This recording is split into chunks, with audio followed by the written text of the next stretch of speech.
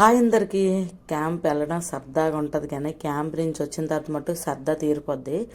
ఎందుకంటే 4 days 5 days బయటకు వెళ్తే మటుగా మన ఇంట్లో ఉన్న చెత్తగా ఉంటుంది కదా, అవన్నీ క్లీన్ చేసుకొని మనం పట్టుకెళ్ళిన బట్టలు అవన్నీ ఉతుక్కొని అవన్నీ సరిపోతాయి ఒక 2 days.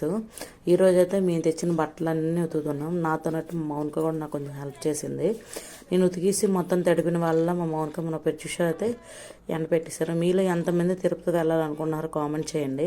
తిరుపతి వెళ్ళినట్టయితే మీకు తెలిసి ఉంటేనే వెళ్ళండి, లేదంటే ఎవరైనా హెల్ప్ తీసుకోండి. లేదంటే దూరంగా వెళ్తాం కాబట్టి ఒకళ్ళు ఒకలా చెప్తారు. మేము ఇంత తెలుసుండి కూడా ఫస్ట్ తిరుపతి వెళ్ళాకే కొంచెం ఇబ్బంది అయింది, ఎందుకంటే ఒక తోవ తెలిసి వెళ్ళిపోయాం మేము. అందుకే నేను చెప్తున్నాను. మొత్తం అక్కడి నుంచి మొత్తం మా అన్నయ్యకి లైవ్ అయితే పెట్టా, ఎక్కడికి వెళ్ళాలి ఏంటనేది. అప్పటి నుంచి మా అన్నయ్యకి కాల్ చేస్తూ ప్రతి ఒక్క దగ్గరికి అయితే మేము చాలా ఈజీగా వెళ్ళిపోయాం. ప్రతిది కూడా అన్నప్రసాదం కానీ ప్రతి ఒక్కటి కూడా చాలా అంటే చాలా బాగా జరిగింది. ఒక మీలో ఎంతమంది కానీ ఖచ్చితంగా వెళ్ళాలనుకుంటే ఖచ్చితంగా ఎవరి హెల్ప్ అయినా తీసుకొని వెళ్ళండి. కానీ మీకు తెలియకుండా వెళ్ళిపోయారంటే చాలా ఇబ్బంది పడతారు. Please subscribe.